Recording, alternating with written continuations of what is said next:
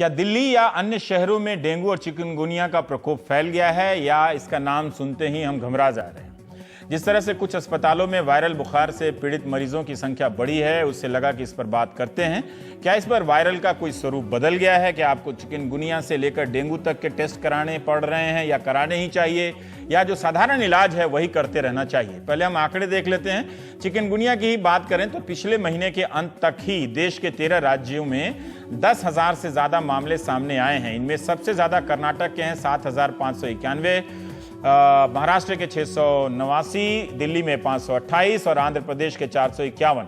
इनमें यूपी, बिहार और मध्य प्रदेश का आंकड़ा अभी कम है। इन राज्यों के बड़े इलाके इस समय बाढ़ से जूझ रहे हैं। जानकारों के मुताबिक जब बाढ़ का पानी सरकेगा पीछे की तरफ तो बीमारियां ऊपर आएंगी, क्योंकि डेंगू और चिकनगुनिया मलेरिया से, मच्छरों से होने वाली बीमारी है और मच्छर ठहरे हुए पानी में ही पनपते हैं। अब आते हैं दिल्ली पर।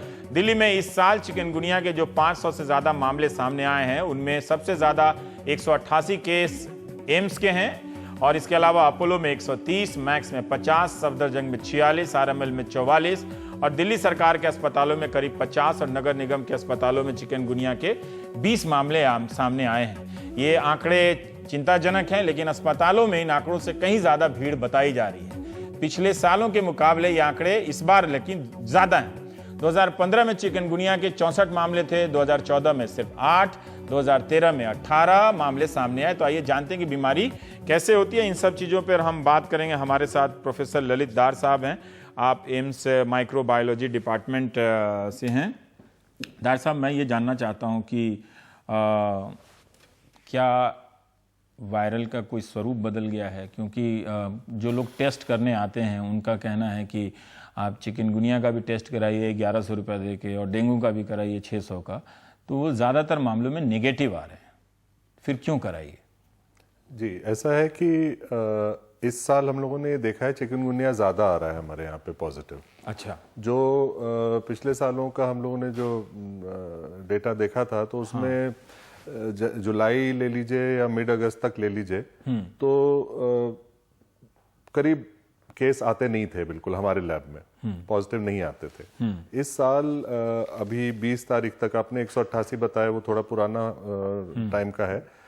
20 तारीख तक, लास्ट वीकेंड तक करीब हमारे अभी 362 केस हो 362 केस है। अच्छा, 188 से ज्यादा 300 जी। तो इस साल चिकनगुनिया बढ़ा है। डेंगू इस साल बहुत कम है, बहुत कम नजर आ रहा है, करीब करीब नहीं के बराबर समझिए। तो इसमें वायरस आप थोड़ा साल दर साल बदलते रहते हैं, ये तो होता है। कभी डेंगू का एक टाइप आता है, कभी दूसरा आता है। इसी तरह से जब चिकनगुनिया बढ़ता है तो कभी कभी डेंगू पीछे हो जाता है। तो मच्छर सेम है, उसी मच्छर से दोनों फैलते हैं। तो दो चीजें हैं। एक तो यह है कि 3 साल से हम लोगों ने चिकनगुनिया बहुत कम देखा, आपने भी अभी डेटा दिखाया। तो इसमें क्या होगा कि 3 साल तक जो पॉपुलेशन को इन्फेक्शन नहीं हुआ है वो बढ़ती जाती है। तो ससेप्टेबल जिसको बोलते हैं, जो लोग इसकी बीमारी के शिकार हो सकते हैं, वो बढ़ते जाते हैं। क्योंकि एक बार आपको हो गया तो आपको फिर नहीं होगा ये इन्फेक्शन। डेंगू की तरह इसका 4 प्रकार नहीं, एक ही प्रकार होता है। तो जब बढ़ेगी वो पॉपुलेशन जिसको नहीं हुआ इन्फेक्शन, तो रिस्क होता है कि सडनली बढ़ जाए।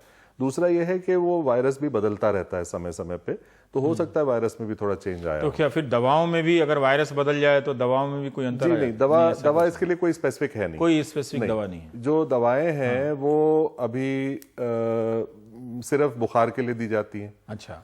जैसे पैरासिटामोल हम बोलते हैं, वो दी जाती है। और वो इसलिए कि डेंगू में ब्लीडिंग वगैरह का रिस्क रहता है, चिकनगुनिया में ऐसा कोई रिस्क नहीं है। पर एम्स में आप कह रहे हैं कि 362 लोग पहुंच गए। क्या ये लोग घबरा कर पहुंच गए या वाकई में इन्हें एम्स आना ही चाहिए था? ये असल में हो क्या रहा है कि कुछ साल से हम लोग देख रहे हैं डेंगू बहुत रहा है, और डेंगू में बहुत थोड़ी मात्रा में 1% से कम लोगों में सीरियस इन्फेक्शन हो सकता है, जिसमें ब्लीडिंग हो और शॉक वगैरह हो जाता है। तो इसकी वजह से जब बुखार होता है इस सीजन में, बरसात के मौसम में, तो लोग थोड़ा वैसे भी घबराते हैं कि हम अपना टेस्ट करा लें जाके। तो इस वजह से जो फीवर के केसेस आ रहे हैं, तो उनमें अब इस साल डेंगू तो नहीं आ रहा है, लेकिन चिकनगुनिया बहुत आ रहा है। तो चिकनगुनिया में एक चीज का ध्यान रखना है कि इसमें जोड़ों का दर्द बहुत होता है। तो उसकी वजह से लोग अस्पताल दौड़ते हैं। तो नहीं, आते तो बुखार की वजह से हैं, लेकिन मेन सिम्टम इसमें जोड़ों का दर्द होता है साथ क्या में। उन्हें अस्पताल जाना चाहिए भाग के? एक्चुअली कोई बहुत जरूरत नहीं है। अगर जोड़ों का दर्द स्पेसिफिकली ज्यादा है और बुखार है, ये चिकनगुनिया कोई ऐसी खतरनाक बीमारी नहीं है। जो छोटे शहर के जो लोग हैं, जो दिल्ली के नहीं हैं, जिनके पास एम्स की सुविधा नहीं है, बल्कि अस्पताल की ही सुविधा नहीं है, जी, तो वो क्या करें? फिजिशियन के पास जाएं, टेस्ट कराएं, या फिर अपने आसपास फिजिशियन के पास जाएं डॉक्टर से एक बार दिखा लें? डॉक्टर को दिखा दें और डॉक्टर से सलाह ले लें। बाकी ये है कि टेस्टिंग, इसमें इलाज तो स्पेसिफिक कुछ है नहीं। इसमें ऐसा नहीं है कि आपको कोई उसी के लिए दवा देनी। आपको फ्लूइड्स लेने अच्छी तरह से, वो अपना वो डॉक्टर पानी आपको खूब बताएं। पीते रहिए, पानी वगैरह, तरल फ्लूइड्स पदार्थ, वगैरह, तरल पदार्थ लेते रहिए।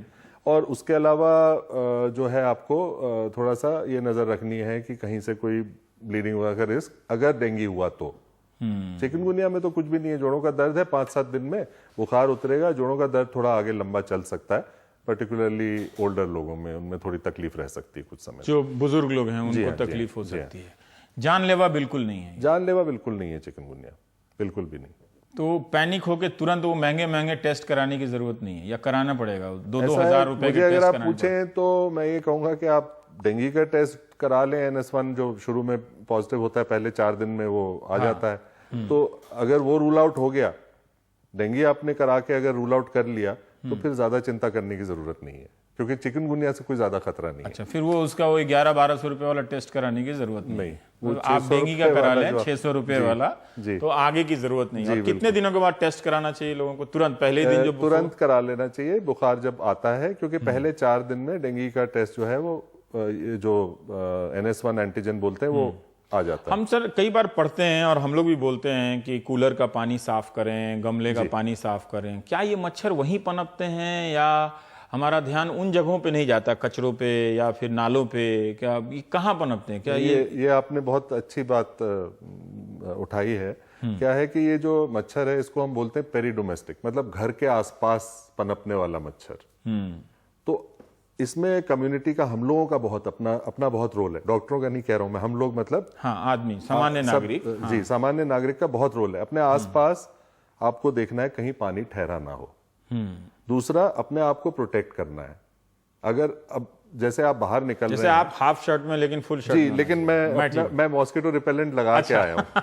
आपके स्टूडियो में भी बिना मॉस्किटो रिपेलेंट क्या के मैं पता निकलता कोने से कहां से आ जाए, जी, मालूम नहीं। कहीं भी हो सकता है। तो जब आप बाहर निकले तो आप बिल्कुल फुल शर्ट पहने, बहुत ही अच्छी बात है, लेकिन मॉस्किटो रिपेलेंट। और ये सावधानी किस महीने तक बरतें? मतलब ये ऐसा है कि ये केसेस जो हैं एक बार अगस्त के आसपास पिकअप होते हैं, जुलाई अगस्त के, और फिर ये नवंबर दिसंबर तक चलते हैं, आते रहते हैं। तो दिसंबर तक सावधानी बरतना, करीब समझिए 5-6 महीना। ये मच्छर के काटने से ही होगा, या मुझे हो गया तो आपको भी हो नहीं, जाएगा? हमको एक दूसरे से नहीं हो सकता। मच्छर काटेगा तभी होगा।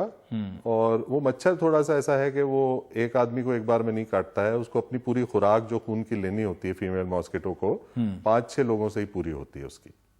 तो इसलिए वो एक के बाद दूसरा, दूसरे के बाद तीसरा ऐसे काटता है, तो एक जगह से दूसरी जगह फैलाता है इन्फेक्शन। ओ, तो इसलिए वो 1 से 5 वो संख्या बढ़ती, इसलिए वो बढ़ता जाता है। लेकिन अगर अपने आसपास हम ख्याल रखें और अपने आप को प्रोटेक्ट करके रखें, और ये भी एक मिथ है कि दिन में सिर्फ काटता है, ये रात में भी काट सकता है, लेकिन ज्यादा दिन में काटने का चांस रहता है, पर्टिकुलरली सुबह के समय। पर घरों में जो हम इस तरह से मच्छर भगाने के तरह तरह के उपकरण लगाते वो हैं, यूज करें। क्या उससे ये मच्छर प्रभावित होते हैं, जी, या उसको मात कर चुके हैं, उसको मात नहीं, ऐसा नहीं है, अभी भी उससे फायदा होता है। तो रात में वो इस्तेमाल करें, दिन में अपना कुछ रिपेलेंट वगैरह लगा के निकलें। और दूसरा ये कि क्योंकि हम लोग ये भी देख रहे हैं कि जो जिस उम्र में ये आ रहा है चिकनगुनिया या डेंगू, 30-40 साल की उम्र में ज्यादा आ रहा है। मतलब जो लोग काम पे जाते हैं, बाहर निकलते हैं, उन लोगों को। तो ये सिर्फ घर के आसपास नहीं है, वर्क प्लेस के आसपास भी हम लोगों को ये सारे प्रिकॉशंस लेने जरूरी है। जहां पे हम काम करते हैं उधर भी थोड़ी नजर रखें। तो ऐसे माहौल में किसी को वायरल हुआ है ना, किसी को डेंगू हुआ है और किसी को चिकनगुनिया हुआ है, ये 3 तरह के बुखारों के विकल्प है लोगों के पास। तो लोग कैसे तय करें कि पहला वाला वायरल ही है, डेंगू या चिकनगुनिया नहीं है? तय करने का मैंने आपको बोला, इसमें सबसे ज्यादा जो खतरा जिससे हो सकता है वो भी 1% में ही होता है, 1% में ही होता है ज्यादा रिस्की, लेकिन वो डेंगू है।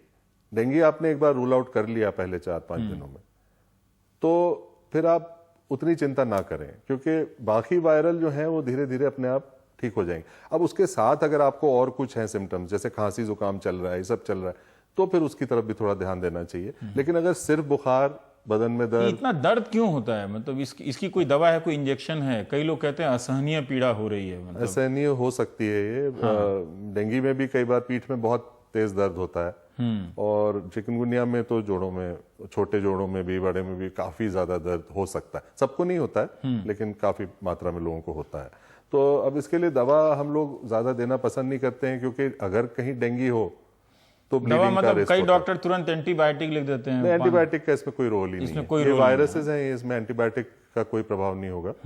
तो लेना तो वही बुखार की दवा लें, और बहुत तेज दवा हम इसमें दर्द के लिए नहीं देते हैं, क्योंकि अगर किसी वजह से वो डेंगू हुआ तो उसमें रिस्क बढ़ जाता है। तो आप कोशिश करते हैं कि टेम्परेचर सामान्य तरीके से कम होता जाए। हाँ, थोड़ा सा पानी वानी का वो लगाते रहें। नहाने का क्या सिस्टम है? मतलब मरीज को नहाना चाहिए? कोई ऐसी रोकथाम नहीं है। ऐसी कोई रोकथाम नहीं है। अपना एसी उसी चलाइए और उसको, जैसे आप कंफर्टेबल हो वैसे रहें, जिस तरह से भी आराम मिले आपको।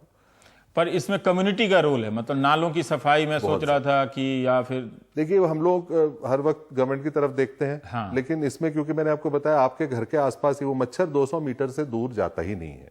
जैसे एक मच्छर यहाँ पनपा, वो 200 मीटर अपनी लाइफ टाइम में वो 200 मीटर से दूर उड़ेगा नहीं। अच्छा, तो आप ये सोचिए कि वो आसपास 2-4 घरों तक, मोहल्ले का गुंडा है एक तरह से, अपने चौक चौराहे पे घूमते रहता है, जो मिलेगा, जो आया सो गली में काट लिया उसको। तो उसको वहीं रोकना है आपको। बहुत बहुत शुक्रिया डॉक्टर डार के आपने सामान्य रूप से बताया, क्योंकि बहुत सारे लोग पैनिक हो गए थे, घबराहट में अस्पतालों में जा रहे हैं, और हमें सुनने को मिला कि वहाँ जगह नहीं है। तो सामान्य बुखारों के लिए भी अगर इस तरह से अगर मरीजों पे जोर दिया जाए, तो दूसरे जो गंभीर मरीज हैं उन पर बिल्कुल उनके और लैब टेस्ट वाले की भी आमदनी काफी बढ़ जाती है। मतलब हाँ जी बिल्कुल, प्राइवेट सेक्टर में फायदा तो होता तो कहाँ चेक कराना चाहिए? सरकारी अस्पताल में जाके कराना चाहिए? कहीं भी कराएं, बस थोड़ी ठीक ठाक। सरकारी अस्पताल में तो लाइन में लगनी पड़ेगी। सरकारी अस्पताल में अब देखिए, क्योंकि नंबर्स इतने आ रहे हैं, क्या कह सकते हैं। ठीक है, दिन के 2-3 बहुत बहुत शुक्रिया हमारे दर्शकों को जानकारी देने के लिए।